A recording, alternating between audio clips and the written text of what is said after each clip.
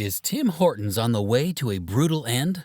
The once beloved Canadian coffee chain is now facing much criticism from the public that once loved it. Join us as we examine how the coffee went from hero to villain. Tim Horton was a man before it became a restaurant. Horton was a hockey player who played for the Toronto Maple Leafs, Pittsburgh Penguins, the New York Rangers, and the Buffalo Sabres. Horton always wanted a business that would allow him not just be a hockey player in the rink. The man chose the restaurant business, but the stage wasn't set until he met Jim Charade. Jim was already in the industry, owning a donut joint not far from where Tim cut his hair. The two of them created Tim and Jim Limited, and they set to work. Jim and Tim began to sell hamburgers and chicken, but they had other plans. On May 17, 1964, in Hamilton, Ontario, the partners opened a new shop, Tim Horton Donuts, that sold donuts and coffee. The store, which was small, sold two kinds of donuts, apple fritters and Dutchies, and coffee for 10 cents a cup. Eventually, the store became Tim Hortons, but things weren't in full flow until the cops showed up.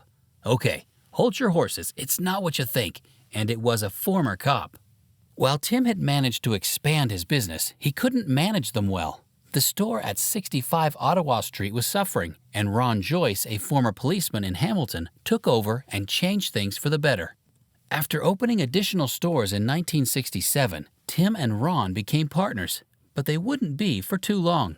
Tim Horton died in 1974, but the business wouldn't feel his vacuum. Ron swooped in, bought out his partner's shares for $1 million, and became the sole owner of the business, which had 40 stores at the time. However, Horton would soon return. No, we don't mean as a zombie, but as a lover. Ron's son, Roy Jr., and Horton's eldest daughter, Jerry Lynn, fell in love. The two of them married and became the joint owners of the company's location in Cobourg, Ontario, before they retired in 2023, but not before getting into trouble.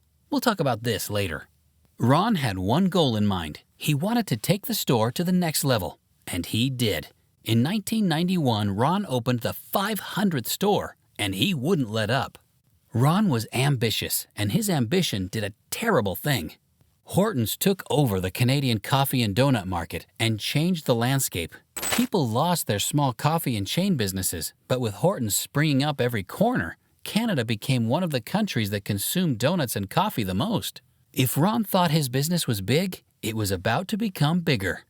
And if you like to learn about the history of your favorite eateries, be sure to subscribe for more content like this. But becoming bigger didn't make the brand popular among Canadians, as they branded it a sellout like Molson's and some other Canadian giants. It all began in 1992 when Daniel P. Murphy, the franchise owner of Tim Hortons and Wendy's restaurants in Prince Edward, decided something bold. Murphy decided to share a building for his new Wendy's and Hortons franchise store. Murphy invited the heads of the two stores during the opening, and the two men met there. They would meet again in 1995 when Wendy's bought the donut chain for $580 million. The fast food chain saw how Murphy's experiment of sharing a building worked out well and believed they could replicate it on a larger scale. The donut chain was rejuvenated and expanded even more aggressively, surpassing McDonald's as Canada's biggest food service operator, outselling McDonald's in 2002.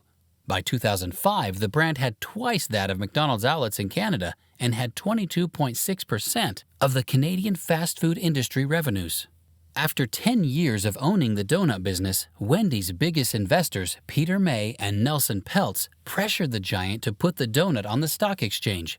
After resisting, the fast food giant listened, putting 15% and 18% of the donut brand on the stock market. Peter and Nelson weren't the only ones that pressured the business. In 2005, an autopsy revealed that Tim caused his accident by drinking and abusing drugs, which were legal then. In the reaction, the company began to remove his pictures from their stores until a group spoke up in the man's defense. They asked the company to return those pictures since the drugs Tim took were legal prescriptions, and drinking and driving were a regular occurrence then.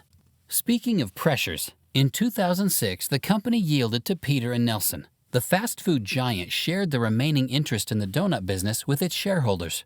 Around this time, the company continued to expand, going international and having stores in the UK and Ireland through Spar and Tesco. But 2006 wasn't completely a positive year for the brand. It did something people hated.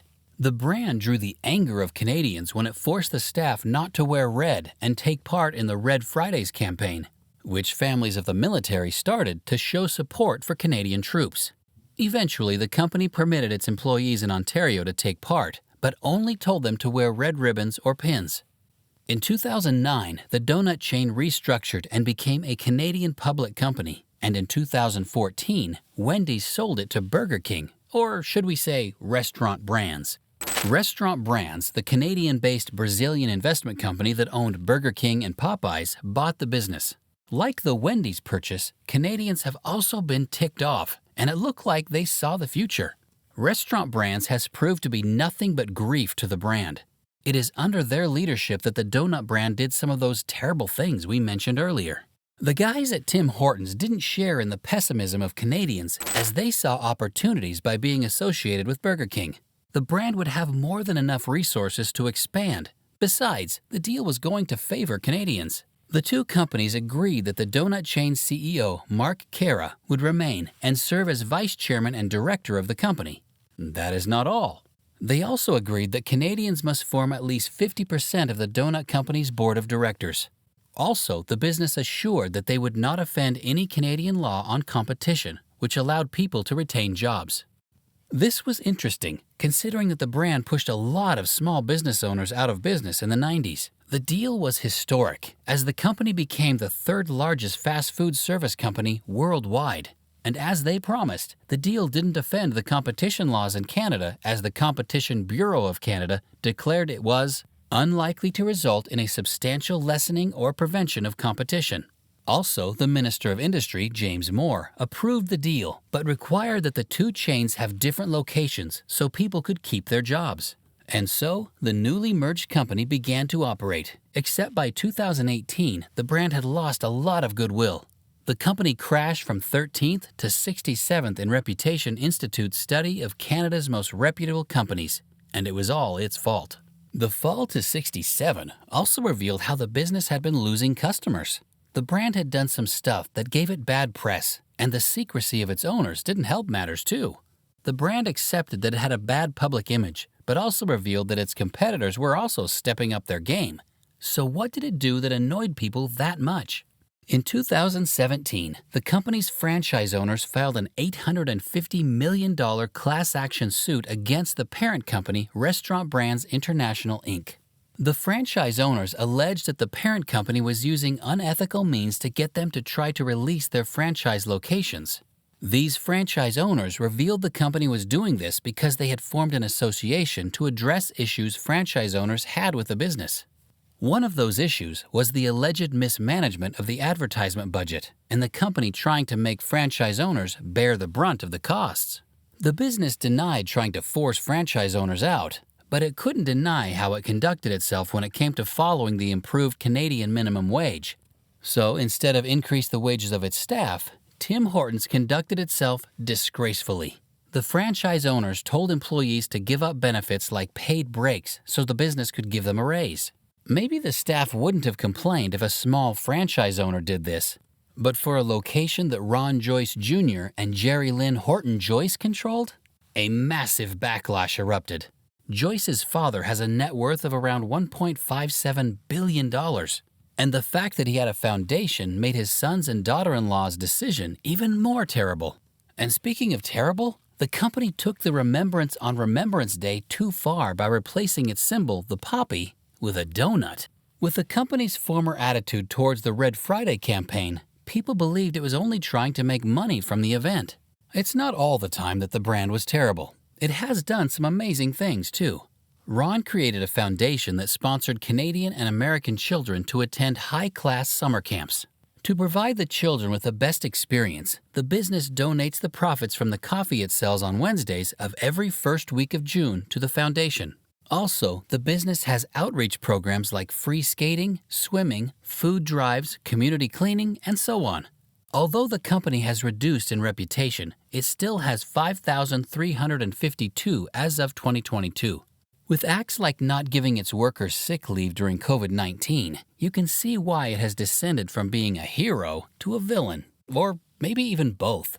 Tim Hortons began as a burger joint to become a donut shop and eventually expanded its menu. The owners started with a partnership and boosted the business with another partnership. Sadly, Tim Horton, the original owner, died, but he left his business in good hands and it became one of the biggest stores in the world.